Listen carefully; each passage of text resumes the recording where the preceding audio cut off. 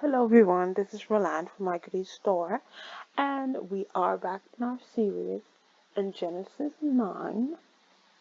We had read Genesis 8, where we found out that it took a long time for the water to recede, and how first Noah had sent out a raven. The raven never came back because the raven was tired of being in the ark, and he sent out a dove 3 times.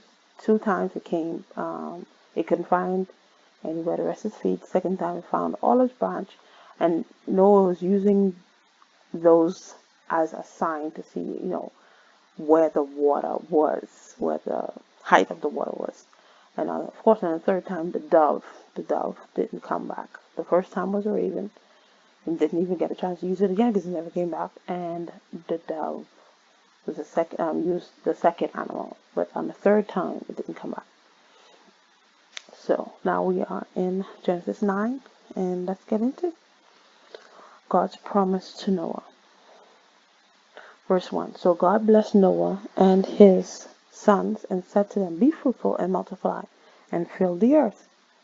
Verse 2. And the fear of you and the dread of you shall be on every beast of the earth, on every bird of the air, on all that move on the earth, and all the fish of the sea. They are given into your hand. So there was fear and dread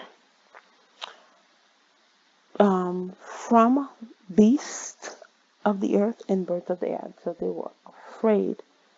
That's how God designed it. So they were afraid of us. But now looking, and now in the time that we're living in, that's not how it is. So we are more afraid of snakes, lions and tigers and bears. Oh my, they scare us. But God had designed for them to fear us and for them to dread us. But we, like vultures and stuff like that, those type of birds and different things. So we are afraid of them. But God had that was not God's original design.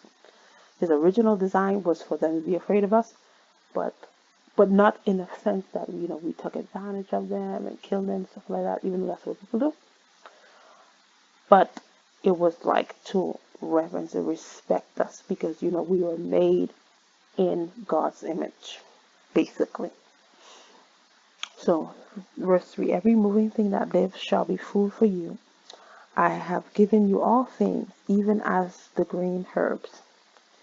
But you shall not eat flesh with its life, that is its blood. So, you're not saying that you could eat anything, but don't eat flesh with its life, that is its blood. So you're not supposed to eat meat that has blood in it, or how some people like their food medium. Their steaks. Some people. Anyway, I don't eat steak, so I would know, but that's what I heard. So you're not supposed to eat that. If it has blood, if you can see the blood, you wasn't supposed to be eating stuff like that. And verse 5, surely for your lifeblood I will demand a reckoning. From the hand of every beast I will require it. And from the hand of man, from the hand of every man's brother, I will require the life of man. So if you take somebody's life, your life should be taken away. That's what the Bible says. From the hand of every man's brother, I will require the life of man. So if you take a man's life, they're supposed to take your life too. But you take it in the wrong way. And that's what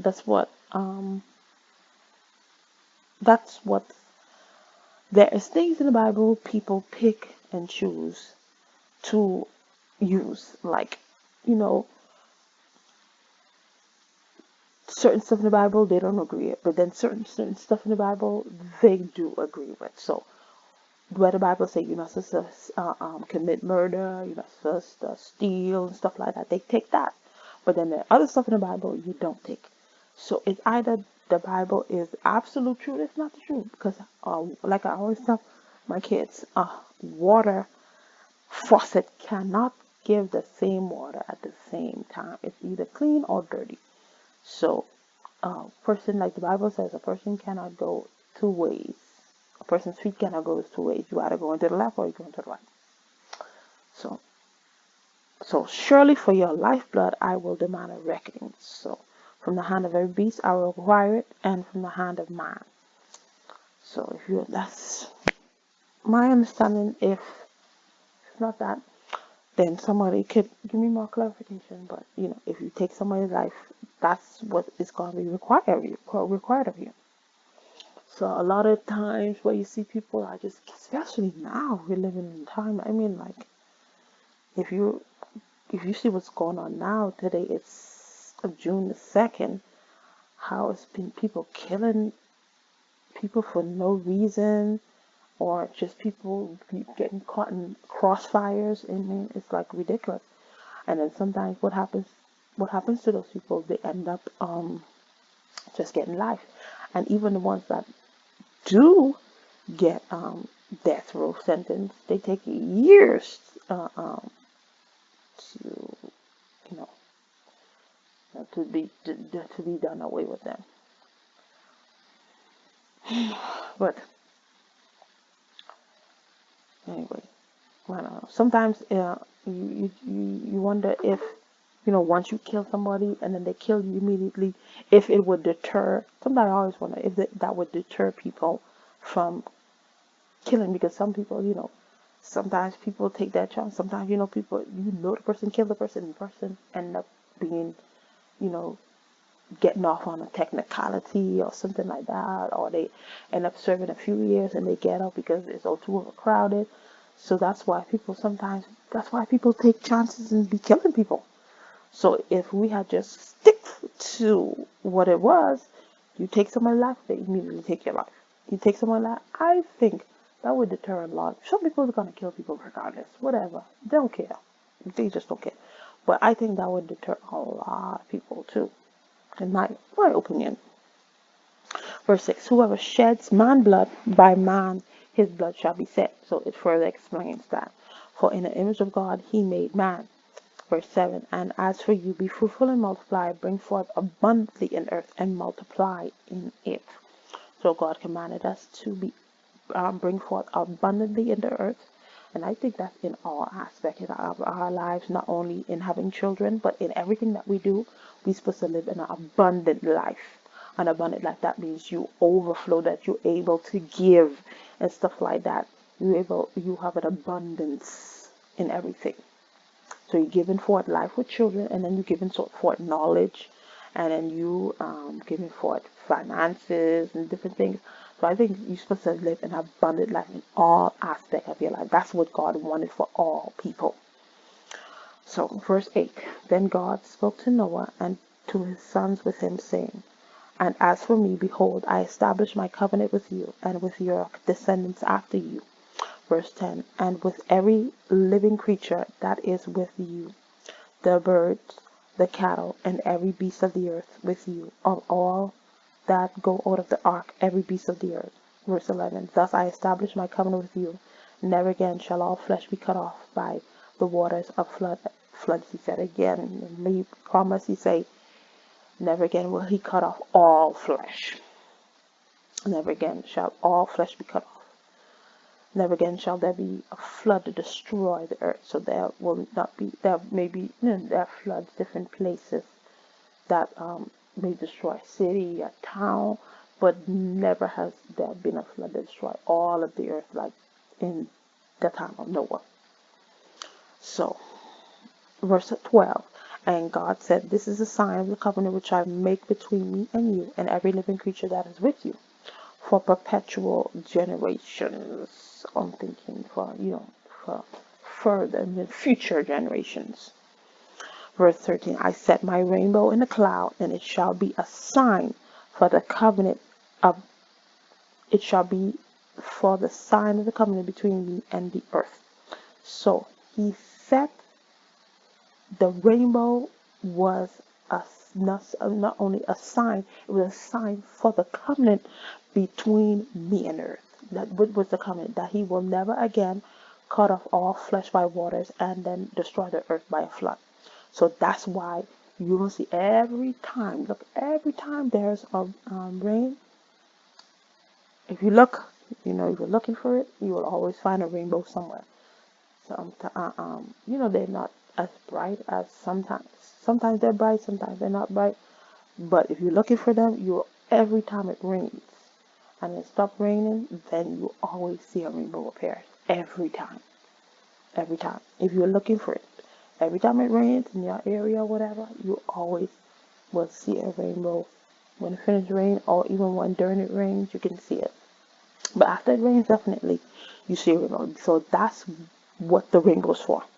But now in our culture today, the rainbow is used for a different thing, in the sense of that's the symbol, excuse me, of, I think it's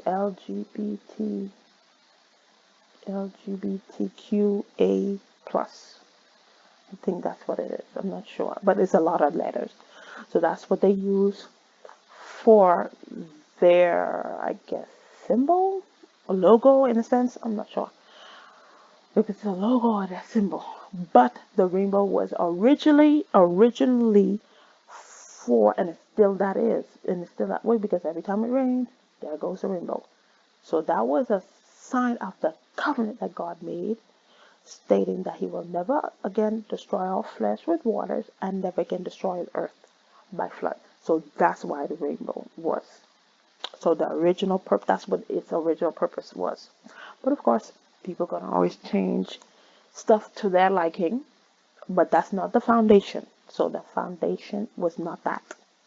The foundation was a sign of a covenant between God and the earth. Verse 15, and I will remember my covenant which is between me and you and every living creature of all flesh. The water shall never again become a flood to destroy all flesh. Verse 16, the rainbow shall be in the cloud, and that's where it is. And I will look on it to remember the everlasting covenant. So even when rain, and then that rainbow, because even sometimes even if it's still raining, if you look, you'll see the rainbow. So that's every time God sees that rainbow, he remembers. Even so long ago, he remembers, oh yeah, I made a promise. I made a promise, and I'm gonna keep that promise. So, okay, so verse 16, the rainbow shall be in the cloud, and I will look on it to remember the everlasting covenant between God and every living creature of all flesh that is on the earth. Verse 17, and God said to Noah, this is the sign of the covenant which I have established between me and all flesh that is on the earth. And keep on telling it, keep on reiterating, because this is important to him. This is important. This rainbow, this sign of the covenant, which is the rainbow, this is very important for him. He keeps on saying it over and over in that passage. So Noah and his sons, verse 18. Now the sons of Noah who went out of the ark were Shem, Ham, and Japheth. And Ham was the father of Cain. Ham was the father of Cain. Verse 19. These three were the sons of Noah, and from these the whole earth were populated. So these three were the sons of Noah, and from these the whole earth was populated. Verse 20. And Noah began to be a farmer, and he planted a vineyard, like grapes and different stuff, but particularly more grapes, things that grow on vines. Let's say things that grow on vines. That's what he was planting too, and probably other things. So verse 21. Then he drank of the wine and was drunk. So he planted these stuff, and he probably was able to make wine. They press it and then the juice come out. So he is drinking, because some, especially when you're dealing with wine, those champagne and stuff like that, it might seem when you're drinking it, it seems like, oh, that's nothing. It's so, because it's not as like strong liquor, like a strong liquor would be what, a Patron or something like that. So when you're drinking those stuff, you're drinking, those stuff tend to get you more drunk, because they seem like it doesn't seem strong. So That's probably what happened. That's what most, no, probably, that's what happened to Noah. So then he drank of the wine and was drunk and became uncovered in his tent. So Noah got so drunk that his, I guess he was just taking his clothes off and stuff like that. And then he just got drunk, passed out, and was naked. So what happened? And Ham, the father of Cain, saw the nakedness of his father and told his two brothers outside. Verse 23, but Sem and Japheth took a garment and laid it on both of his shoulders and went back on the nakedness of their father. So Ham, one of the sons, went into his dad's tent and saw that his dad was naked, and saw his dad naked. He probably was babbling. You know how drunk people be. Probably babbling and doing all kind of stuff, doing the most. And then he ran out and said, y'all need to go see dad. Y'all really, he all drunk, he all talking all kind of crap and stuff like that, all kind of foolishness, man. Y'all need to come see. But Sem and Japheth wasn't influenced by Ham, so they went in and then they covered their father. They covered their father and stuff like that. Their faces were turned away, and then of course when they didn't even go in like how Ham came in and saw his dad was naked. They went in backwards. They went in backwards and then went in backwards and did something that they didn't have to see his nakedness. So verse 24, so Noah awoke from his wine. So he finally awoke from his, he probably didn't have a hangover, but he woke up from his drunkenness, not drunkenness, because drunkenness, I would think that means you always getting drunk. But he woke up from his drunkenness and knew what his younger son. So Ham was the younger son. You know, some of these young kids. So Ham was the younger son, and had younger son had done to him. Then he said, "Cursed be Canaan, a servant of servants he shall be to his brethren." And look here. This one verse caused a lot of, a lot of stuff being said about this one little verse. But in the beginning of the Bible, it says Sam, Ham, and Japheth. These three were the sons of Noah, and from these the whole earth was populated. So the whole earth was populated, and these people were, we don't know exactly their color, but they most likely were fair-skinned people. And since from them the whole earth was populated, so different areas you would have different skin tone colors. If you live more in a place that is hot, you're gonna be of a darker complexion. If you live more of a place that's cooler or cold, you're gonna be of a lighter complexion. But child, they take this verse 25, they say this is why black people are slaves. But then when I look, if you don't have Jesus Christ in your life, you're already a slave to sin. So I don't know how people deduce this, how people get out of this, because everybody from the earth was populated from Sem, Ham, and Japheth. And wherever they is, I'm sure they wasn't in no hot place. So this is what you call as people taking stuff out of context and using it to their advantage to do whatever. So people who have power and influence push this narrative that this is why black people are slaves. And then they planted this in people's head, through religion, and have a lot of black people believe this, and a lot of black people are under this bondage till this day. And for you to get free, for you to see God's abundance and God's multiplication in your life, you have to get under this false narrative, this lie. Because without Jesus, we all, no matter what color you are, without Jesus Christ in your life, we all are slaves, and we're slaves to sin. and enslaved to sin. Sin requires payment. Says being a sin requires a payment. For the wages of sin is death. And most of the time, of course, death can be physical or spiritual, or it can be both. And sometimes it can be spiritual first and then physical later. So there's nowhere this mention any color. He just cursed that. Cursed be Canaan, a servant of it, he shall be his brethren. So, and then Canaan was the son of Ham. Canaan was the son of Ham, actually. So he didn't curse him, he cursed his offspring. And in nowhere here did it mention the color of Canaan. So people who are pushing this narrative, or who believe it, that's you. But that's nowhere the Bible says what color this person was. So verse 26, and he said, Blessed be the Lord God of Sem, and may Canaan be his servant. Verse 27, may God enlarge Japheth, and may he dwell in the tents of Sem, and may Cain be his servant.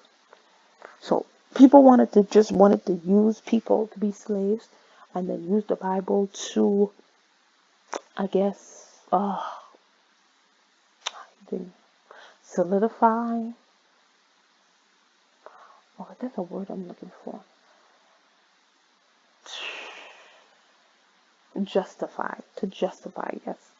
So people just wanted to, people who are lost, who have a form of godliness, because a lot of people say that they're Christians and believe in God, but then they wanted to use black people because they saw them as inferior to them, and then use this verse to justify what they were doing. So they blessed, but if you really look at the history, some people just had a head start. Let's be real about it. Some people just had a head start, and because they had a head start, that's why they were able to do certain stuff, have certain people as their slaves and different things like that. But it was just because you had a head start.